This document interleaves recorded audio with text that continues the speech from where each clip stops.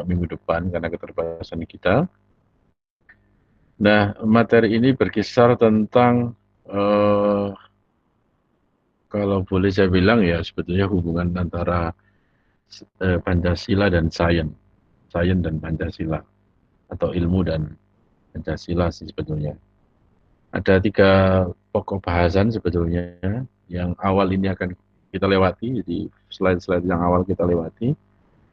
Pembahasan pertama berkisar tentang eh, itu di slide tentang ilmu pengetahuan dan macam-macamnya. Apa kaitannya dengan knowledge? Apa kaitannya dengan apa, anggapan umum dan juga mungkin tentang sedikit nyinggung tentang apa kebudayaan atau tradisi gitu. Nah, jadi gini, memang kita harus membedakan terlebih dahulu antara pengetahuan biasa, common, dengan ilmu. Yang terpenting menurut saya adalah bahwa yang disebut dengan ilmu pengetahuan itu sifatnya, karakteristiknya itu sudah sangat sangat apa ya, sangat jelas sekali. Ilmu itu sifatnya objektif. Objektif itu artinya bahwa eh, tidak ada semacam unsur subjektif di dalamnya, bisa diterima oleh semua orang, itu objektif. Kemudian ilmu itu harus mempunyai metode yang ketat. Disebut ilmu ya karena memang dia punya metode. Dan yang ketiga adalah ilmu pengetahuan itu ya runtut dia alurnya, logis, sistematis. Karena itu eh, dalam apa karakteristik yang tiga itu artinya yang metodis, kemudian yang sistematis, kemudian yang objektif, secara nggak langsung kemudian membedakan antara ilmu dengan pengetahuan. Jadi kalau pengetahuan itu masih bersifat common, umum, bisa pengetahuan sehari-hari, bisa anggapan umum, misalnya tentang, oh iya ini empon-empon bisa mengobati COVID-19 misalnya. Itu saya kira masih anggapan umum, pandangan masyarakat umum. Kalau dia menjadi satu pengetahuan ilmiah, bagaimana caranya? Yo, pakai proses saintifikasi, yaitu ilmu biologi, ilmu apa, bisa jadi ilmu farmasi, itu bisa masuk untuk bisa menjelaskan apakah ini sudah bisa menjadi pengetahuan ilmiah atau pengetahuan biasa. Nah, di samping itu ada juga pengetahuan yang juga seringkali kita benturkan, bahkan mungkin seringkali kita diskusikan, yaitu pengetahuan yang sifatnya suprarasional, yaitu pengetahuan yang sebenarnya lahir dari dalam tanda petik langit gitu ya, keyakinan, keagamaan, dan seterusnya. Itu adalah pengetahuan yang sifatnya suprarasional. Jadi bukan bukan irasional tapi suprarasional. Ada juga memang pengetahuan yang di luar saintifik, namanya pengetahuan rasionalitas atau filsafat. Jadi sebetulnya grade-nya pengetahuan itu yang pertama adalah pengetahuan biasa, common, kemudian di atasnya ada pengetahuan ilmiah, ilmu pengetahuan, yang di atasnya lagi ada filsafat, dan di atasnya lagi ada agama. Nah, yang kita bahas sebetulnya hari ini adalah tentang ilmu itu sendiri dan kaitannya dengan yang lainnya, terutama dengan Pancasila. Itu saya kira pengantar umum tentang apa yang dimaksud dengan ilmu dan bedanya dengan pengetahuan dan seterusnya. Nah, yang kedua, kita sedikit menyinggung tentang sejarah. Sejarah saya kira penting. Jadi memang kalau kita lihat amati bahwa munculnya sains pertama itu ya dari sejarah, dari Yunani. Kenapa Yunani? Pasti Anda bertanya. Dan jawaban yang selama ini mungkin belum cukup memuaskan, tapi paling tidak kita bisa membedakan beginilah, bahwa memang tradisi Eropa, tradisi Barat itu lebih kuat dengan tradisi experience, scientific, rasionalitas. Sementara Timur itu lebih kuat dengan tradisi pengalaman, dengan tradisi kebijaksanaan dan bahkan intuisi di dalamnya. Itu yang membedakannya. Sehingga memang kalau kita bicara tentang sains dalam pengertian yang common di dunia akademisi, ya pijakannya adalah Barat. Itu saya kira. Nah, yang kedua, bahwa Yunani dikatakan sebagai satu titik tolak baru dalam melahirkan peradaban sains itu karena memang di era Yunani sebelum para filsuf itu memecahkan kebuntuan itu memang manusia, masyarakat didominasi oleh pemikiran yang sifatnya mitologis. Mitologis itu yang berupa hayalan, dongeng, dan seterusnya. Maka kemudian para filsuf, ilmuwan datang untuk mendekonstruksi itu. Mereka menggunakan istilah demitologisasi, mendekonstruksi mitos dan mengubahnya, menggantinya dengan pemikiran-pemikiran yang bersifat rasional dan saintifik. Itu adalah revolusi pertama lahirnya ilmu pengetahuan di dunia. Berikutnya kemudian peradaban yang menyambungkan Yunani dari Yunani ke dunia itu adalah peradaban di Arab. Kita tahu bahwa di peradaban ini dimulai di abad 7 sampai abad 14. Jadi ada revolusi sains yang cukup besar, dan Anda juga saya kira mengenal ada para ilmuwan-ilmuwan yang juga sangat besar di sana. Jadi mereka memang melanjutkan khas tradisi Yunani. Mereka banyak buku-buku teks Yunani yang diterjemahkan ke dalam bahasa Arab, dan jangan heran kemudian melahirkan banyak ilmuwan dan pemikir di era abad pertengahan, yaitu Arab Islam itu abad 7 sampai abad 14 itu. Al-Jais misalnya sebetulnya itu inspirator dari teori evolusi sebetulnya, dan juga ilmuwan-ilmuwan yang lain misalnya Al-Khawarizmi dan seterusnya. Nah, di era abad tengah ini sebetulnya, kalau di Yunani kita tahu adalah problemnya adalah mitologis. Kalau di abad tengah ini sebetulnya adalah problemnya adalah soal agama, soal agama. Maka kemudian jangan heran para ilmuwan awal-awal, para ilmuwan filsuf awal-awal di abad tengah ini kemudian mencoba untuk menyingkronkan antara akal dan wahyu. Mereka sibuk di ranah itu sebetulnya. Lalu kemudian ketika terjadi moderasi, keseimbangan begitu, lalu lahirlah saintis-saintis besar di abad ini. Kemudian setelah abad ini mengalami kemunduran, maka kita bisa melihat kemajuannya kembali terjadi di era modern, yaitu abad 14, 15, 16. Ini adalah abad revolusi industri yang juga menjadi semacam kontradiksi antara agama, gereja dalam waktu itu, konteks itu dengan sains.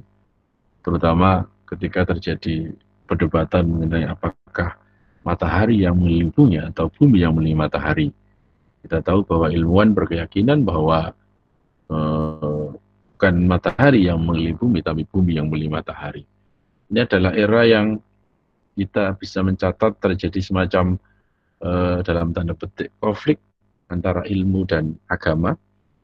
Era ini kemudian menyingkirkan agama dan juga kebudayaan sampai di abad 19 dan 20. Nah, jadi era modern itu kita batasi abad 16 sampai abad 20. Efeknya luar biasa di era modern. Betul, perkembangan teknologi, sains sangat pesat sekali, tapi efek negatifnya juga luar biasa. Cara berpikir yang dikotomik juga lahir di era modern, dan bahkan kita tahu bahwa di Indonesia sampai memisahkan secara dikotomik begitu antara ilmu dan agama. Atau mungkin juga ada ciri lain dalam peradaban modern, yaitu spesialisasi. Spesialisasi itu adalah ciri lain dari peradaban modern, bahwa lebih spesifik disebut sebagai lebih ahli. Nah, itu yang terjadi di ilmu pengetahuan di abad modern. Nah, kita tahu juga bahwa di abad modern ini perkembangan teknologi juga mengalami titik balik, terutama di akhir abad 20 ketika terjadi perang dunia 1 dan 2, dan kita tahu bahwa banyak korbannya di sana. Itu yang kemudian nanti akan kita refleksikan bagaimana sebetulnya impact pengaruh ilmu dan teknologi itu terhadap kemanusiaan. Yang terakhir adalah di era abad kontemporer adalah sebetulnya di era ini tesis yang mengemuka adalah bahwa ilmu pengetahuan itu tidak lagi hanya dilihat dari soal justifikasi semata, pembenaran semata, tetapi juga dilihat dari konteks penemuan, konteks yang melatar belakanginya. Misalnya gini, apakah misalnya jamu itu bisa menjadi obat yang sifatnya saintifik dan rasional? Maka kalau kemudian dilakukan penelitian dan seterusnya, lalu kemudian bisa dibuktikan kebenarannya, ya maka dia menjadi kebenaran saintifik atau ilmiah. Tapi sebelum dia dijadikan pengetahuan saintifik, pengetahuan tentang jamu itu lahir dari kebudayaan kita. Jadi ilmu, jadi tesisnya di abad sekarang ini, kontemporer, tesisnya adalah ilmu itu bisa lahir dari kebudayaan, inspirasinya bisa lahir dari tradisi, bisa bahkan inspirasi dari agama, dan seterusnya. Jadi kalau abad modern itu menutup rapat-rapat bahwa ilmu itu ya bicara tentang konteks of justifikasi, dari teori satu ke teori yang lain, maka di abad kontemporer ilmu kemudian membuka diri bahwa pengetahuan ilmiah itu bisa lahir dari manapun, tak terkecuali dari agama dan seterusnya. Itu yang tesis yang membedakan dasarnya. Jadi kita tandai abad Yunani adalah abad orang pertama kali melakukan proses saintifikasi dengan upaya dekonstruksi pembongkaran terhadap mitos. Abad tengah adalah abad sinkronisasi, menyelaraskan antara saintifik, akal dengan agama. Kemudian abad modern adalah terjadi konflik antara sains dengan agama dan kebudayaan. Meskipun kita tahu abad modern banyak melahirkan temuan-temuan baru, dan di abad kontemporer adalah abad di mana penandanya bahwa ilmu pengetahuan bisa lahir dari manapun. Itu saya kira sedikit sejarah tentang ilmu pengetahuan. Untuk yang di bawahnya itu hanya semacam bagaimana teknologi itu juga mengiringi perkembangan sains. Cuman yang membedakan begini, kalau sains itu hasratnya adalah menemukan, kalau teknik itu hasratnya adalah menciptakan. Jadi sains itu memang dia berhasrat untuk mengeksplor, menemukan, mencari hukum sebab akibat. Tapi kalau teknik itu hasratnya, keinginannya adalah untuk menciptakan, meramu, menggabungkan, dan seterusnya. Itu adalah nalar-nalar sains. Nalar-nalar dari teknologi. Baik, berikutnya setelah kita mengerti sejarah, di definisi ilmu, kemudian sejarah, dan yang ketiga adalah kita harus menyadari bahwa era ini adalah era pengaruh dari abad modern, di mana kita tahu bahwa abad modern itu abad yang ditandai dengan revolusi industri. Pilarnya adalah ilmu. Orang yang ideologis, orang yang hanya percaya pada ilmu pengetahuan. Jadi kalau kayak virus corona gini ya, kalau Anda orang modern betul ya, modern yang awal itu, Anda hanya meyakini bahwa yang mampu menangani ini adalah ilmu, tidak ada lagi. Itu orang modern, ideologis. Jangan bawa doa, jangan bawa apa gitu, jimat gitu ya. Jangan bawa hayalan gitu. Orang modern itu seperti itu. Jadi kita harus melihatnya itu. Nah, tetapi kemudian keyakinan orang-orang modern itu kemudian tentang ilmu pengetahuan ternyata berimbas. Imbasnya ada dua, teman-teman. Yaitu ilmu pengetahuan modern itu berimbas bisa positif, bisa negatif. Dan kita tahu bahwa sebagaimana yang kita lakukan hari ini, misalnya menggunakan kuliah daring, ya ini adalah impact dari ilmu pengetahuan modern dan teknologi sebetulnya. Mau nggak mau seperti itu. Jadi memang ada orang yang sampai mengatakan bahwa ya bisa jadi ilmu dan teknologi itu bisa memperbaiki kualitas hidup manusia, bahkan bisa memperpanjang umur hidup manusia. Ada yang sampai mengatakan begitu karena saking ideologisnya, gitu ya. Jadi kita tahu bahwa ilmu pengetahuan di abad modern itu menyediakan atau memberikan segala-galanya. Kan itu jargonnya. Pokoknya manusia itu dimanja dengan perkembangan ilmu dan teknologi. Bisa dikatakan itu sisi positif, dan kita tahu bahwa kalau kita mau agak kritis, ilmu pengetahuan modern mengalami titik balik di akhir abad 20, seperti yang saya singgung di depan tadi. Kenapa mengalami titik balik? Karena peristiwa itu terjadi ketika terjadi Perang Dunia I dan II. Puncaknya adalah pengeboman di kota Hiroshima dan Nagasaki menggunakan bom atom itu. Lalu orang bertanya, ilmuwan bertanya, teolog bertanya, filsuf bertanya, untuk apa ilmu itu? Ketika orang sudah bertanya tentang untuk apa ilmu, maka dia sudah bicara tentang level namanya aksiologi, level tujuan. Untuk apa ilmu pengetahuan kalau ujung-ujungnya hanya untuk membunuh manusia? Kita tahu misalnya Hitler Nazi yang membunuh bangsa Yahudi menggunakan alibi ras dan seterusnya. Tapi instrumen yang dipakai adalah ilmu dan teknologi itu sendiri. Nah, maka kemudian kalau kita lihat misalnya urai satu-satu, misalnya gejala dehumanisasi, ini bukan omong kosong, karena ternyata kita bisa melihat bahwa penggunaan ilmu pengetahuan dan teknologi yang sembarangan itu justru akan membunuh martabat manusia itu sendiri. Nah, Anda mungkin bertanya, lupa kalau digunakan yang baik kan seperti ini. Nah, nanti kita jawab bagaimana klaim mereka.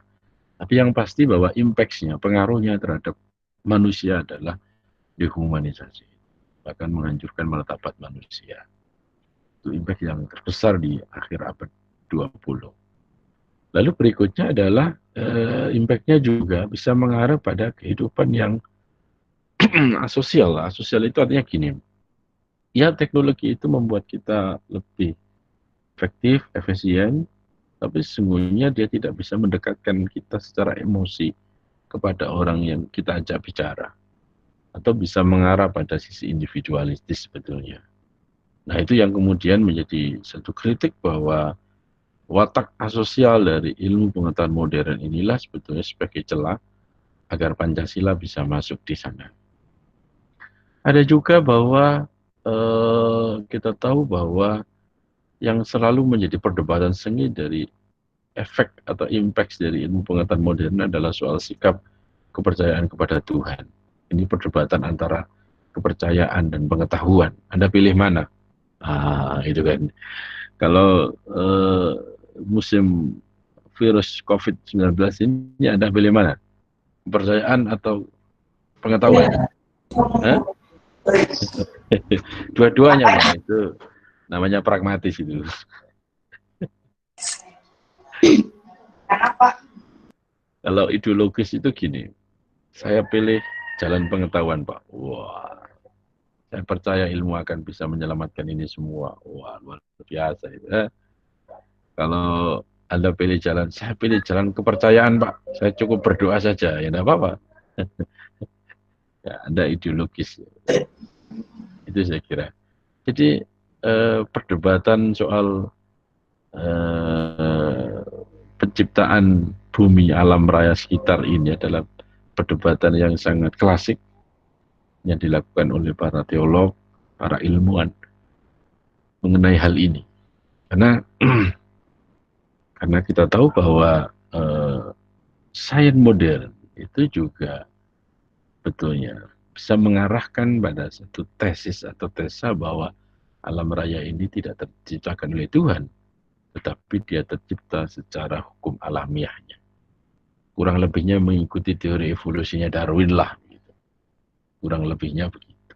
Polanya seperti itu alam raya ini. Nah, kalau sudah demikian berarti, maka apakah ilmu pengetahuan modern ini sampai kemudian melabrak batas norma, etika, dan bahkan mungkin agama? Nah, itulah di sininya kita penting bahwa untuk melihat cara pandang ilmu itu penting sekali. Jadi bagian ini sebenarnya mengulas tentang bahwa ilmu itu berefek positif dan negatif. Nah, selanjutnya kita akan lihat ternyata para ilmuwan itu mempunyai klaim sendiri-sendiri tentang ilmu yang mereka yakini. Paling tidak ada dua klaim. Klaim pertama adalah klaim yang netral, berarti bebas nilai. Klaim yang kedua adalah terikat oleh nilai, berarti tidak bebas nilai. Saya ingin infokan bahwa ilmu-ilmu eksakta, MIPA, kemudian pertanian, perikanan, bahkan mungkin FTP, bahkan mungkin teknik gitu ya. Klaimnya adalah mereka netral. Netral itu artinya gini, ketika saya menciptakan sesuatu dalam disiplin ilmu saya, ya sudah, saya nggak punya tanggung jawab moral di dalamnya. Tergantung siapa yang menggunakan. Itu namanya netral. Sama seperti orang membuat pisau gitu. Ini pembuat pisau atau pandai besi kalau dulu ya, itu sifatnya netral ya. Saya membuat pisau. Terserah pisau ini digunakan untuk hal baik atau yang buruk, bukan urusan saya. Itu urusan siapa yang menggunakan. Itu namanya klaim yang bersifat netral. Sama seperti dengan smartphone ini. Ini netral ini, Rek. Smartphone ini netral. Yang membuat ini tidak peduli ini digunakan untuk positif atau negatif.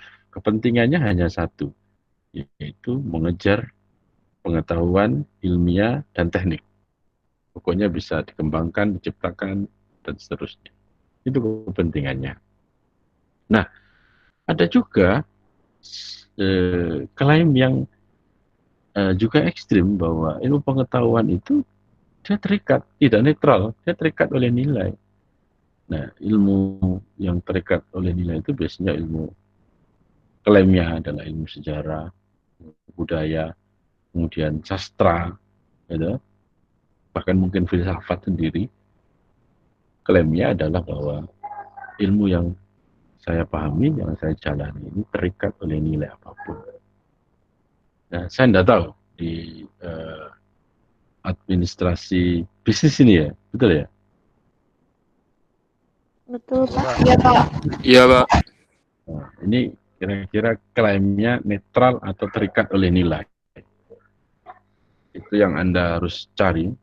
Tadi saya di kelas pariwisata, saya bilang klaim ilmu Anda saya kira tidak netral, terikat oleh nilai. Pengembangan pariwisata misalnya, itu sangat dipengaruhi oleh nilai-nilai norma, lingkungan, kondisi, dan seterusnya. Mau sampai di UB aja ada kantin halal gitu kan. Nah, ya kan? Kantin halal itu ya karena dipengaruhi oleh konteks norma dan seterusnya. Nah, saya kira Anda perlu mencari lebih jauh apakah tapi kalau bisnisnya sendiri memang tetap ada dua pandangan sebetulnya saya lihat. Kalau bisnisnya itu ada pandangan bisnis itu harus netral karena tidak ingin dibatasi, ada pandangan bahwa bisnis itu tetap harus mengacu pada nilai norma dan etika. Kalau bisnisnya loh ya, kalau saya baca di pengantar ilmu bisnis begitu. Tapi kalau administrasi bisnisnya saya kurang tahu. Nah, itu saya kira, jadi klaim ilmu pengetahuan modern itu sebenarnya ada dua itu. Maka sekarang kalau kita dihadapkan pada dua klaim itu, menurut saya loh ya, posisi Anda sebagai akademisi muda dan calon pemimpin itu juga harus bisa menempatkan diri. Kalau misalnya keilmuan Anda, administrasi bisnis itu diletakkan sebagai ilmu yang netral, maka sudah selayaknya Anda bersikap sebagai pengguna nanti. Nah, kalau saya mengarahkannya begitu, karena gini, mengapa Pak mereka kok mengklaim bahwa ilmu itu harus netral? Iya, karena kalau nggak netral mereka sangat terganggu. Terganggu oleh apa? Terganggu oleh banyaknya aturan, norma dan seterusnya. Ini nggak boleh, ini nggak boleh, ini nggak boleh. Karena itu lama-lama ilmu nggak berkembang. Nah itulah. Akhirnya mereka kemudian mengklaim bahwa ilmu saya netral, tidak tergantung oleh apapun. Sementara kalau yang klaimnya tidak netral, terikat nilai, memang sejak lahir dia sudah terikat oleh nilai. Misalnya, seorang penulis novel misalnya, itu nggak mungkin dia membuang pengalamannya pribadi, itu nggak mungkin. Pasti ada pengaruh pengalamannya yang kemudian dia tuliskan dalam novel itu. Itu nggak mungkin dia. Apalagi pembacanya juga iya. Pembacanya itu kadang-kadang juga malah mencocok-cocokkan pengalaman dia yang ada di novel itu dengan pengalaman dia dicocok-cocokkan. Ini sama dengan cerita saya ini, wah gitu kan. Itu namanya klaimnya tidak netral, artinya terikat oleh nilai. Ada unsur subjektif, ada emotif, ada pengalaman dan seterusnya. Nah, itu teman-teman tentang klaim ilmu pengetahuan modern itu. Nah, terakhir kemudian, lalu di mana Pak posisi Pancasila?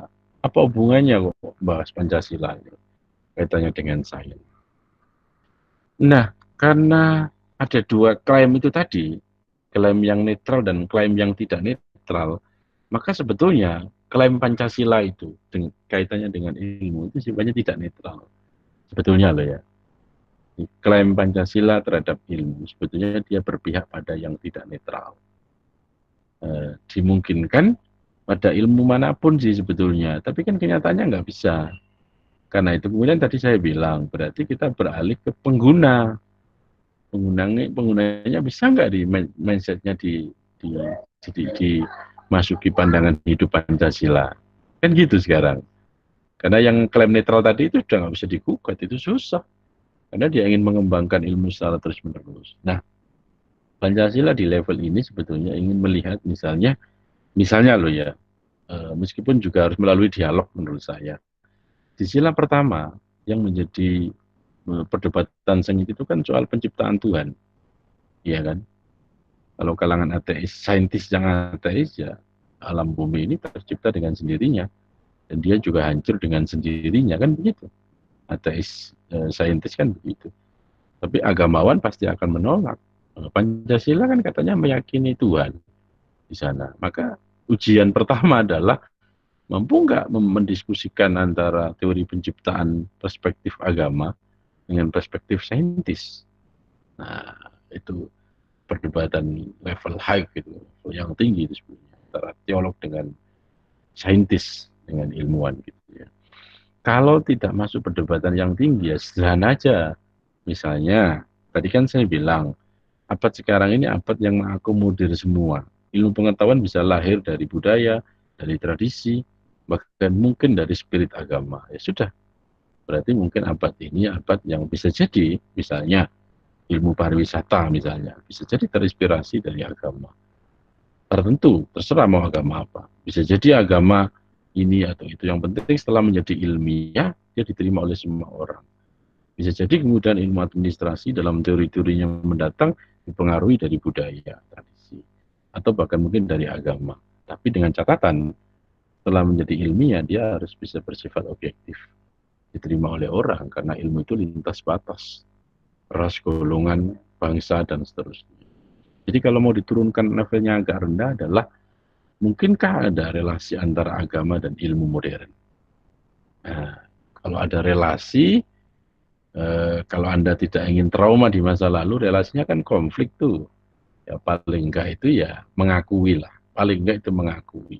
Oh ini kebenaran agama, oh ini kebenaran saintifik.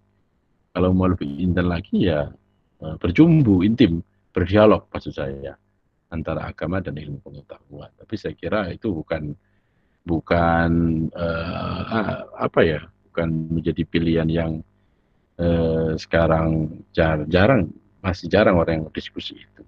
Paling-paling pilihannya adalah pengakuan itu, ya kan? Karena kalau konflik kan berat sifatnya. Kalau pengakuan ya memang realitasnya begitu. Dalam konteks di Indonesia misalnya, kita sudah dipilah demikian rupa. Pilah. Ini ada agama, ini ada umum, kan begitu. Ini ada SD, ini ada madrasah, gitu. Ini ada SMP, ini ada sanawiyah. Ini ada apa? SMA, ini ada aliyah, ya kan? Ini ada Brawijaya, ada UIN. UIN memegang kunci surga katanya, masuk surga katanya. Brawijaya Brawijaya nggak tahu surga apa kan gitu ya. Nah itu kan sudah dipilah seperti itu kita. Itu sebenarnya pengaruh dari mental kolonial karena kolonialisme yang membawa itu. Benihnya dari mana Pak? Ya benihnya dari abad modern betulnya. Nah yang pertama, nah satu-satunya nilai yang bisa diterima secara universal dalam konteks ilmu itu netral atau tidak adalah nilai kedua, yaitu kemanusiaan. Itu yang bisa diterima oleh semua orang, oleh teolog, oleh saintis, oleh siapapun itu menerima. COVID misalnya, COVID-19, dia kan tidak peduli siapa yang diserang, kan? Nggak peduli miskin, kaya, semua diserang. Pokoknya yang nggak menjaga diri, imunnya kuat, nggak kuat, kena. Ya, maka kemudian ya penyembuhannya ya jangan anti diskriminasi, dan harus diterima oleh semua orang. Di pertimbangan kemanusiaan menjadi utama, dan ini diterima oleh semua orang. Jadi yang poin pertama ketuhanan itu masih kontroversial. Poin yang kedua itu sudah universal, gitu ya. Nah, poin yang ketiga, 4 dan 5 sebetulnya itu adalah poin kritik terhadap sains modern. Misalnya adalah soal persatuan. Misalnya adalah soal persatuan. Kalau kita lihat konsep persatuan kita dalam Pancasila itu kan sebetulnya oke, kita integralistik, tetapi harus menghargai kebinekaan. Kan begitu. Jadi tetap menghargai kebinekaan. Nah, kalau Anda lihat sains modern itu kelemahannya, ini sedikit kelemahannya, dia ingin cenderung menyeragamkan. Kalau dalam bahasa politik namanya totalitarianis, dia cenderung menyeragamkan. Padahal dalam konteks Indonesia apalagi ya nggak bisa dong. Sains itu cenderung ke sana. Contohnya apa Pak? Contohnya inilah, Anda mungkin membuka capture WA, ya, di capture WA misalnya. Oke. Nah, ini misalnya aja lah. Nah, ini misalnya saya contoh yang capture WA yang senyum yang pertama, yang nomor 1 itu. Kalau Anda mengirim senyum yang pertama itu kepada teman Anda, kira-kira senyum WA Anda ini sama nggak senyumnya WA teman Anda? Sama semua kan? Sama, dibuat sama gitu. Padahal senyumnya Anda dengan senyumnya teman Anda itu beda. Itu adalah corak ciri penyeragaman dari teknologi tentunya. Maka kemudian kita kritik, ya oke, teknologisnya sifatnya positif, seperti membuat seperti ini, WA dan seterusnya, tapi tolong jangan kita tunduk pada penyeragaman. Di mental kita jangan tunduk pada penyeragaman yang dilakukan oleh teknologi itu. Itu saya kira tentang sila ketiga. Sila keempat itu soal gini, bahwa ilmu modern itu seringkali sifatnya adalah spesialisasi. Dia ingin lebih spesifik, spesialis. Jadi bertambah spesialis malah dianggap pakar katanya. Kedokteran misalnya, ya kan? Kedokteran itu ada fakultas kedokteran. Pecah lagi ada fakultas kedokteran gigi, ya toh. Nanti dipecah lagi ada fakultas kedokteran gigi kanan, ya. Fakultas kedokteran gigi kiri, misalnya, nah, dan seterusnya itu. Jadi tambah spesialis itu ya. Itu adalah corak dari ilmu modern. Nah, kita ingin melihat bahwa spesialisasi itu penting, perlu. Tapi ingat bahwa ketika Anda sudah berada dalam spesialisasi, Anda jangan menutup diri dengan yang lain. Cenderungan menutup diri itu fatal. Karena cara pandang Anda akan seperti tempurung, kata dalam tempurung. Maka bukalah jendela, bukalah jembatan, agar Anda bisa melihat yang lain. kasus tragis ini pernah terjadi di Jepang ketika ilmuwan geologi pernah memprediksi bahwa akan terjadi gempa di suatu tempat X. Nah, tempat itu adalah tempat di mana orang sudah puluhan tahun hidup tinggal di situ dengan nyaman. Nah, geoilmuwan hanya ngomong soal akan terjadi gempa, tapi dia tidak minta bantuan pada psikologi, pada budaya, pada komunikasi, dan mungkin kebijakan publik. Apa yang terjadi? Satu kampung itu ambruk semua, hancur semua. Ya, itu karena tidak ada kerjasama tadi antara ilmu satu dengan ilmu yang lain. Jadi Pancasila di sila keempat sudah ingin masuk bahwa tolong jangan menutup diri, buka jendela, beri jembatan agar Anda bisa mengakses di pengetahuan yang lain. Nah, itu saya kira pentingnya dari sila keempat. Yang terakhir bahwa teknologi itu seringkali atau sains dan teknologi itu seringkali dia mengarah pada kesenjangan sosial. Artinya gini, siapa sih yang bisa mengakses kecanggihan teknologi hari ini? Misalnya kita daring ini, siapa? Ya kan hanya mahasiswa berwijaya. Wah, yang kelas menengah ke atas ini ya, entah atas apa, atas langit atau atas apa, tidak tahu gitu kan ya. Iya kan? Bagaimana dengan teman-teman kita yang misalnya beli kuota aja nggak bisa? Mungkin Anda juga beli kuota pinjam juga nggak tahu ini saya kan ya. Misalnya gitu. Jadi teknologi itu cenderung kemudian membuat kita terjadi semacam ada kelas sosial tertentu. Gara-gara kita bisa membelinya atau mengaksesnya. Maka kemudian di level keadilan sosial harusnya memang pemerintah masuk untuk kemudian menjembatani kesenjangan itu. Itu saya kira pentingnya sila kelima dalam konteks pengembangan ilmu dan teknologi. Ya, saya kira itu teman-teman poinnya cukup cepat saya menjelaskan karena memang selalu agak capek juga ternyata di